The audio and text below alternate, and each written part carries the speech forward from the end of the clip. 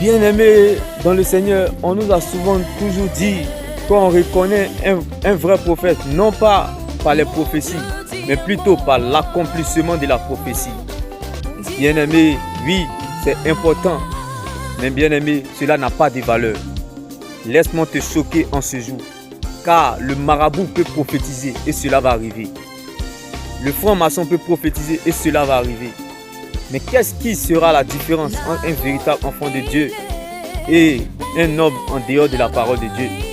Bien-aimé, c'est la connaissance et la révélation que tu as de son Dieu, Jésus-Christ de Nazareth.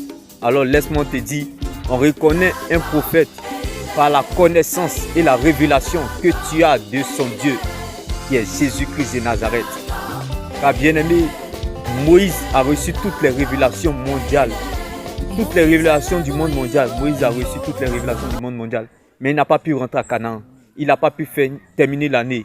Moïse est mort en chemin, bien-aimé. Laisse-moi t'annoncer cette bonne nouvelle en ce jour, bien-aimé. Josué, bien-aimé, a connu la connaissance.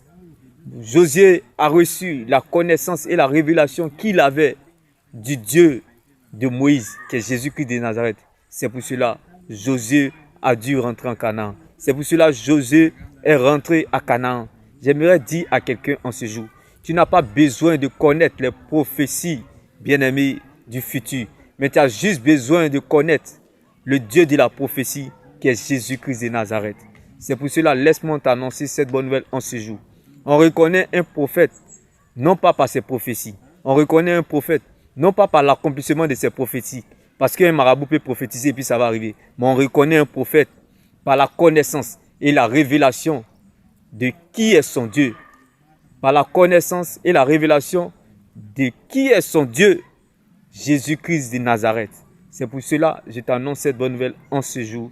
Bien-aimé, heureux l'homme qui cherche la présence de Dieu malgré les difficultés. Car bien-aimé, ce n'est pas la prophétie qui compte, mais plutôt c'est de connaître le Dieu de la prophétie, qui est Jésus-Christ de Nazareth. Car bien-aimé, tout passera, sauf la parole. Bien-aimé, celui qui a l'amour ne craint à rien sur cette terre.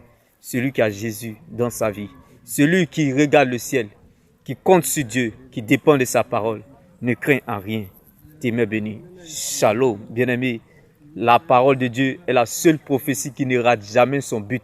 Bien-aimé, elle voit plus mieux que la voyance. La parole de Dieu, c'est elle qui conditionne nos vies. Shalom.